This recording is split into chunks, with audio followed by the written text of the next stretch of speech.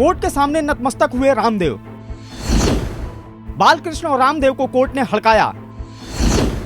अब हाथ जोड़कर मांग रहे माफी। पतंजलि का खुला काला चिट्ठा, तो कोर्ट के सामने गिड़गिड़ाए बालकृष्ण।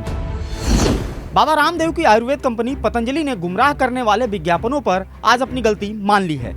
कंपनी ने सुप्रीम कोर्ट में हलफनामा दाखिल कर बिना शर्त माफी मांगी।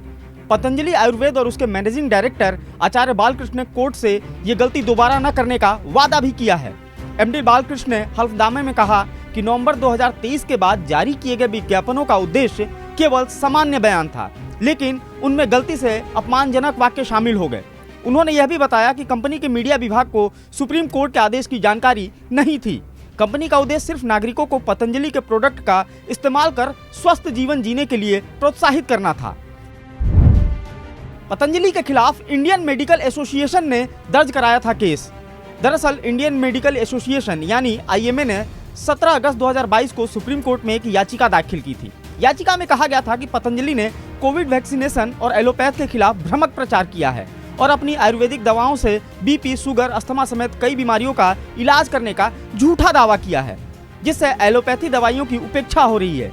आईएमए ने कहा कि कंपनी ने कोविड-19 वैक्सीनेशन को लेकर एक कैंपेन चलाया था, जिसमें पतंजलि ने दावा किया था कि उसके प्रोडक्ट कोरोनिल और स्वसारी से कोरोना का इलाज किया जा सकता है। आईएमए ने कहा कि पतंजलि के दावों की पुष्टि नहीं हुई है और ये drugs and magic remedies act 1954 और कंज्यूमर प्रोटेक्शन एक्ट 2019 जैसे कानूनों का सीधा उल्लंघन है।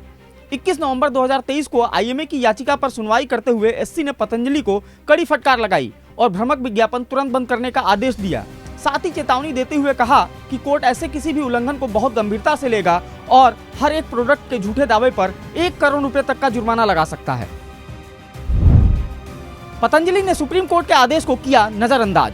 सुप्रीम कोर्ट के आदेश पर पतंजलि ने आश्वासन दिया था कि वो अब चिकित्सा प्रणाली को लेकर कोई भी निराधार दावा नहीं करेंगे। हालांकि आश्वासन देने के बावजूद पतंजलि ने उच्च न्यायालय के आदेश को नजरअंदाज किया और भ्रामक विज्ञापनों का सिलसिला जारी रखा। केस की सुनवाई के दौरान आईएमए ने कोर्ट के सामने पतंजलि के उन विज्ञापनों को पेश किया जो दिसंबर 2023 और जनवरी 2024 में प्रिंट मीडिया में जारी किए गए थे।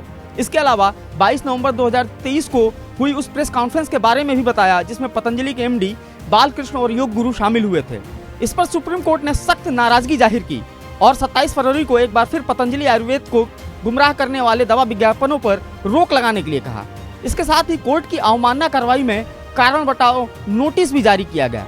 19 मार्च को सुप्रीम कोर्ट ने कंपनी को नोटिस जारी कर ये पूछा कि उसके खिलाफ अवमानना की कार्रवाई क्यों न की जाए। वहीं जब कोर्ट को इस नोटिस का जवाब भी नहीं मिला तो कोर्ट ने पतंजलि आयुर्वेद के गुमराह करने वाले विज्ञापन केस में स्वामी रामदेव और कंपनी के एमडी आचार्य बालकृष्ण को पेश होने को कहा। कोर्ट में पेश होने के लिए उन्हें 2 अप्रैल की तारीख दी गई, लेकिन उससे पहले ही कंपनी ने बिना शर्त कोर्ट से माफी मांग ली है। हालांकि इसके बाद भी रामदेव और आचार्य बालकृष्ण को 2 अप्रैल को कोर्ट में हाजिर होना पड़ेगा। Bureau report, daily line.